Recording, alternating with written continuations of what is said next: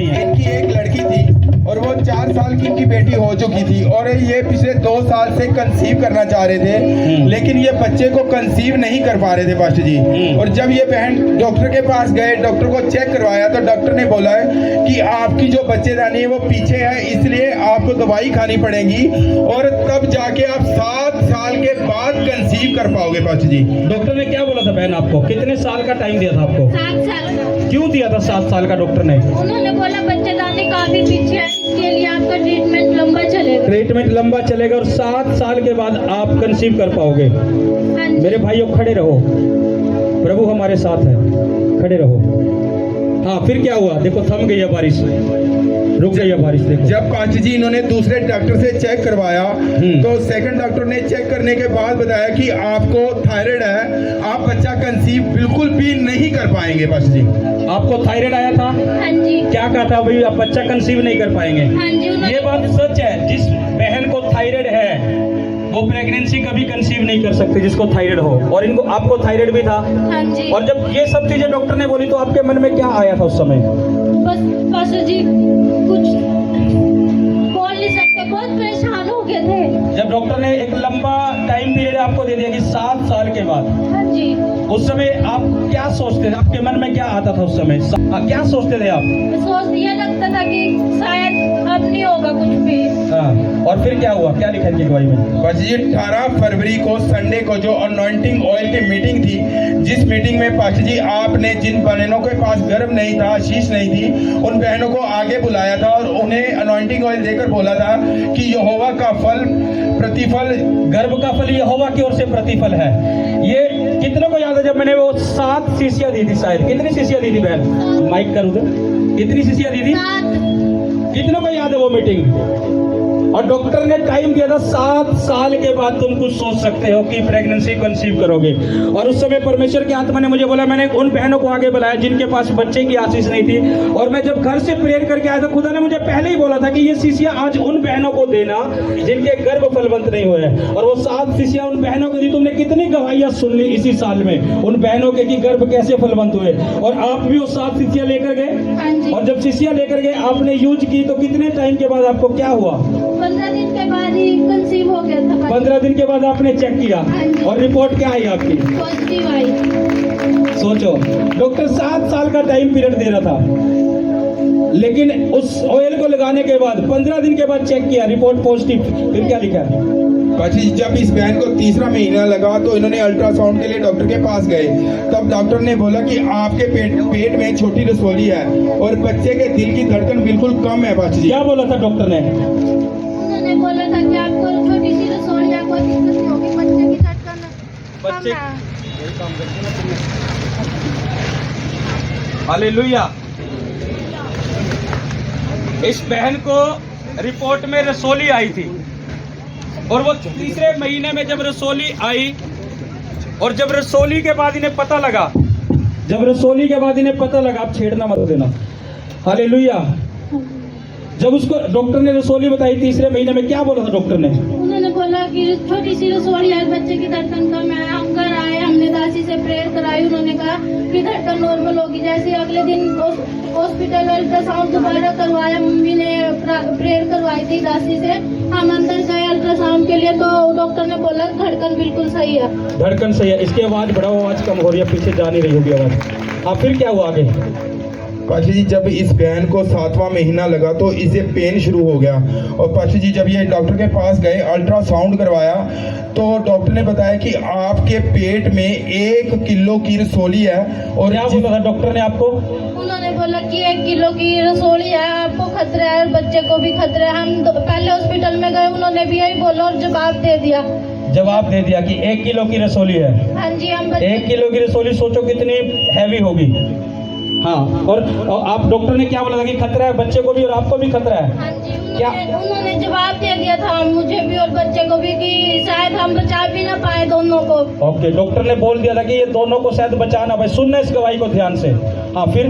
Pastor जी जब ये दूसरे डॉक्टर के पास गया, वहाँ से भी जवाब मिल गया। तीसरे डॉक्टर के पास गए तो उन्होंने ऑपरेशन के लिए बोला था और बोला था कि कोई गारंटी नहीं है ना बच्चे की ना माँ की। जब आपके घर आकर प्रेयर करके गए, जब आपने बुलाया हाँ जी। तो क्या बोला था आपको घर पर आकर, क्या वर्ड दिया था आपको? अच्छा जी, उससे पहले ये बहन बता रहे कि अपने जीने की उम्मीद छोड़ चुके हैं। अपने पति को, अपने घर वालों को बोल दिया था कि मेरी बेटी को संभाल लेना, मैं इस दुनिया में नहीं रहूंगी। सोचो। ये बिल्कुल हार चुके थे उम्मीद पाशा जी। क्या आपके मन में क्यों ऐसे सवाल आए थे कि तुम अपने पति को भी बोल रहे हो कि एक बेटी आपके पास, उसे संभाल लेना है? क्या तुम्हें लगा था कि अब शायद नहीं बचूंगी? हाँ जी, उम्मीद ही छोड़ दी थी पास्टर जी मैंने। मैं अपनी बेटी को देखती और रोती और अपने हस्बैंड को बोलती थी कि इसका ख्याल रखना, अपने मम्मी पापा को भी इसका ख्याल रखना। सोचो कितना बड़ा दुख होगा वो। मैंने अपनी सास को भी बोला कि ना मेरे जाने के बाद ना मेरी बेटी को मेरी मम्मी को दे देना, वो रख लेगी अपने पास। और फिर आपने प्रार्थना के लिए घर बुलाया? क्या बोला था फिर जब हम प्रार्थना के लिए आपके लिए? इन्होंने बताया जब ये प्रॉब्लम इस रीति से बढ़ रही है, संडे की मीटिंग थी, मैं घर नहीं गया संडे, मैं सीधा इस परिवार में गया। मुझे पता था कि ये प्रॉब्लम ज़्यादा बढ़ रही है। डॉक्टर ने बताया कि ऐसे ऐसे प्रॉब्लम है। कब आए थे आपके घर? हम संडे को ही आए। हाँ जी। मैं यहाँ से घर नहीं गया, सीधा इस परिवार में गया प्रार्थना के लिए। फिर क्या बोला था प्रभु ने घर पर आपको? आपने बोला था कि हाँ, ये परमेश्वर का दिया हुआ, इसे कोई भी कुछ नहीं कर पाएगा। और वही बात हुई हमारे साथ, इसको किसी ने कुछ नहीं कर पाया कोई। क्या लिखा इनकी गवाही में? पाशा जी, इनको बहुत ज़्यादा पेन था।